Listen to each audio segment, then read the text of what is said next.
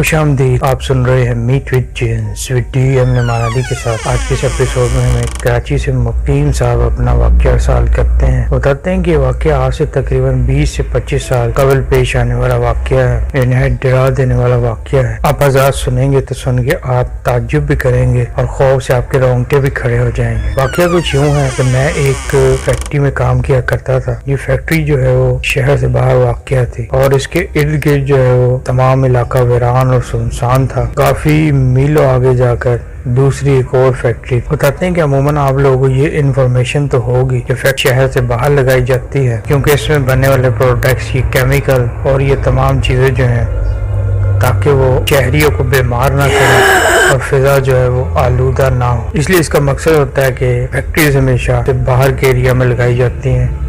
जो industrial area होता है वो होता ही हटके और अलग है। पाकिस्तान के हर शहर में इसी तरह है। तो वाकया कुछ यूँ है कि एक दिन जो है वो फैक्ट्री में काम करते हुए और रात के टाइम जो है तकरीबन 8 बजे का टाइम होगा। बताते हैं कि मैं निकल कर जा रहा था। उन्होंने मेरे पास साइकिल हुआ करती थी। कहते हैं कि सामने जो है वो गोदाम थे फैक्ट्री के। तो उस गोदाम की छत के ऊपर जो है वो मैंने एक खातून को देखा जिन्होंने फिरोजी रंग के कपड़े पहने हुए हैं, यानी हल्के नीले रंग के। और उस टाइम इतनी तेज बारिश जो है होना स्टार्ट शुरू हो गई थी कि मैं जो हूँ वो फैक्ट्री में एक जो है नीम छत्ती बनी है, एक शटर सा था, मैं उसके नीचे अपनी साइकिल लेकर खड़ा हो गया। तो अब बारिश को देख रहा हूँ और सामने भी देख रहा हूँ। तो ये सर्दी का मौसम था, जाड़े का। अब मैं ठिठर रहा हूँ और सोच रहा हूँ कि या खुदा बारिश रुके तो मैं घर जाऊँ। तो गोदाम की छत पर देखता हूँ कि फिरोजी रंग के कपड़ों में कोई खातून है जो बारिश से लुत्फ उठा रही है, नहा रही है। और इस तरह नहा रही है कि ये बारिश जो है वो सख्त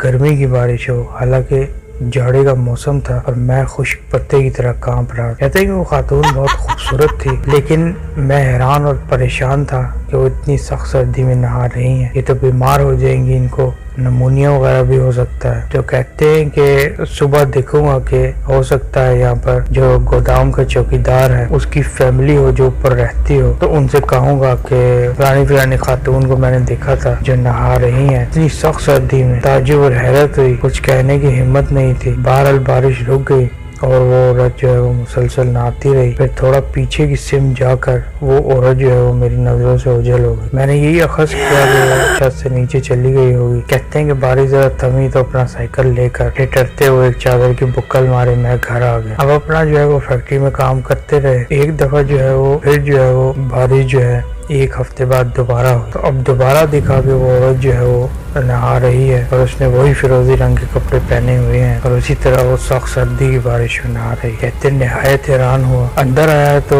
जो हमारे फैक्ट्री के मैनेजर हैं वो कहने लगे कि फैक्ट्री के मैनेजर जो हैं वो कहने लगे कि तेज बारिश की वजह से जो है वो गोदामों में पानी आने का खदशा है, तो जाकर जरा जो है वो चेक करके आओ। और क्योंकि उन दिनों काफी माल रखा हुआ था गोदाम में, तो सीढ़ी ले जाओ और जो है वो ऊपर शीट्स वगैरह बिछाओ। तो मैं था, मेरे साथ 2-3 और बंदे थे। तो मैंने कहा सीढ़ी की क्या जरूरत है, गोदाम में पीछे शायद सीढ़ी लगी है, क्योंकि मैंने खातून को देखा है जो अक्सर ऊपर जो है वो नहाती हैं। कहते हैं कि मेरे साथियों ने मजाक उड़ाया कि तेरा दिमाग सेट है, इतनी सख्त जाड़े में और इतनी सख्त जो है वो सर्दी के मौसम में कौन नहाता है, क्या बावला हो गया है, लगता है ज्यादा काम और थकन की वजह से तेरा दिमाग घूम गया। कहते मैंने बतेरा यकीन दिलाने की कोशिश की पर वो ना मानते थे। मैंने कहा चलो चलते हैं और यहाँ के चौकीदार से पूछते हैं कि हमें जो है वो अपने घर की खवातीन को एक साइड पे करके ऊपर जाने का रास्ता दे दें। तो जो साथ मेरे लोग थे वो कहने लगे कि यार वहाँ पर तो रास्ता है ही नहीं, सीढ़ी लगानी पड़ेगी। यहाँ मैं आपको बताता चलूँ कि नौकरी करते हुए मुझे अभी सिर्फ जो है वो 1 से 1.5 माह हुआ था और मुझे गोदाम में जाने का कम ही इत्तेफाक हुआ। कहते हैं कि जब उन्होंने कहा कि सीढ़ी लगाने की जो है वो सीढ़ी तो जगह ही नहीं है, सीढ़ी लगानी पड़ेगी, मतलब ले जानी पड़ेगी साथ और लगानी पड़ेगी। मैं परेशान सा उनको देख रहा हूँ। उन्होंने कहा चलो साथ चलते हैं। तो वहाँ पर चौकीदार था, उससे मैंने पता किया, पूछा कि इस तरह मैंने देखा है कि आपकी फैमिली है यहाँ पर, और ऊपर मैंने खातून को देखा है जो सख्त सर्दी की बारिश में नहा रही होती हैं। बात तो ताज्जुब की है, लेकिन खैर ये आपका अपना